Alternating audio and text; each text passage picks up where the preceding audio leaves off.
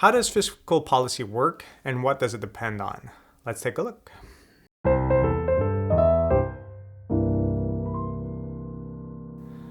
So fiscal policy is one of two things. If we're trying to expand the economy, it's either an increase in government spending or a decrease in taxes.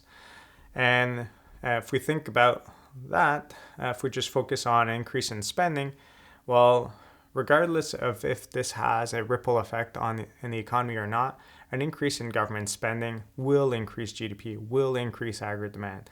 Because as the government decides to build a new bridge, build a new hospital, build a new road, whatever, it doesn't have to build something, it could spend on something else, that spending will automatically lead to an increase in GDP. And then the follow-up spending that could happen will also increase GDP.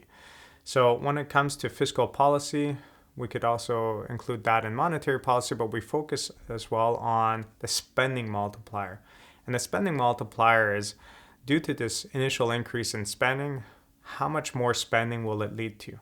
So if you just think of it, a situation where they're building a new hospital in an area, well, as soon as that happens, there's going to be a lot of workers that will be hired to work to produce that hospital. A lot of businesses will be hired as well.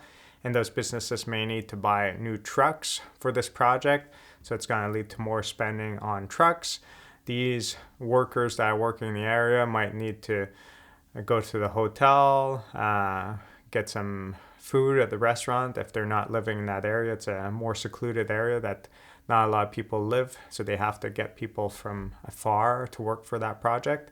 So it's going to lead to these ripple effects. And as these people spend more on trucks, food, and whatnot, well, these owners of the dealerships and restaurants will now have more money, which will allow them to spend more elsewhere. So all of these ripple effects will lead to more spending than just the initial increase in government spending. So if the government decides to increase spending by 100 million, we could expect the impact on GDP to be substantially higher than 100 million due to the spending multiplier, which we'll go through in a separate video.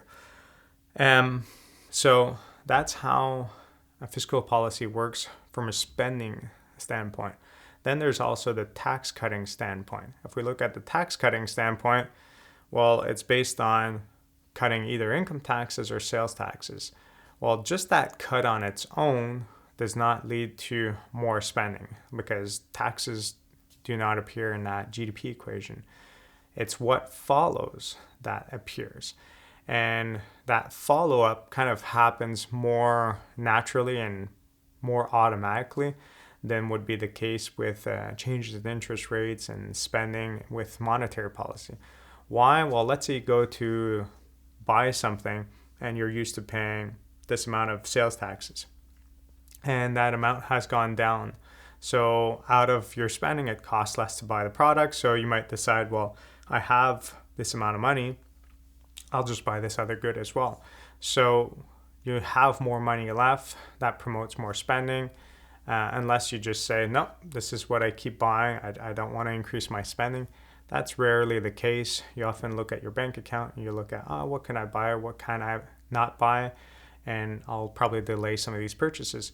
So because of that, a drop in taxes leads to more money left after you've made certain purchases, which leads to more spending typically.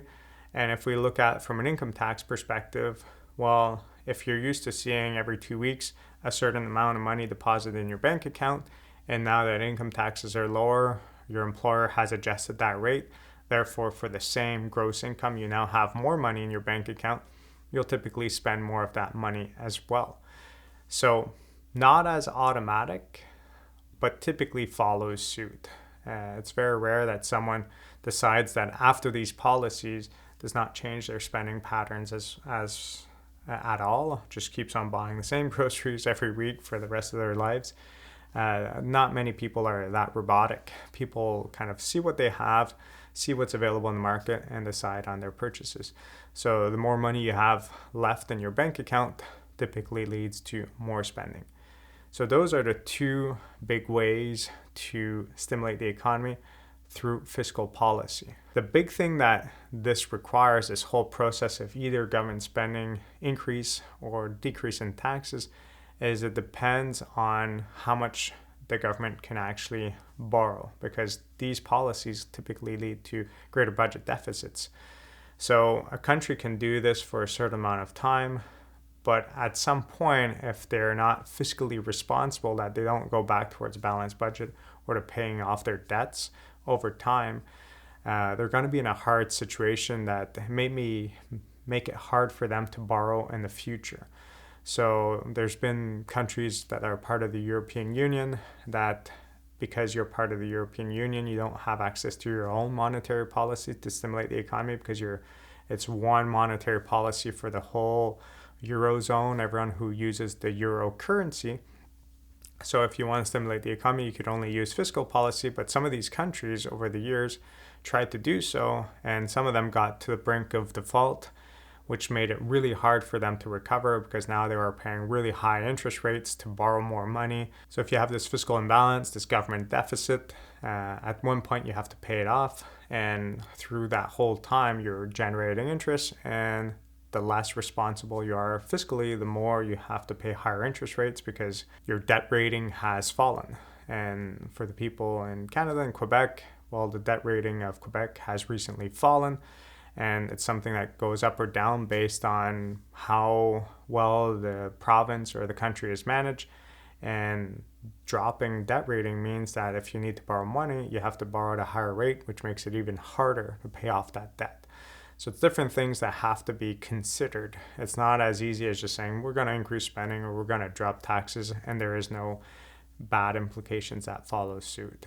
It's a harder policy to manage based on those restrictions. So hopefully in this you could understand the difference between fiscal, and in the separate video we talked about monetary policy, and with the two in hand you could understand how both of them work and what are their main limitations.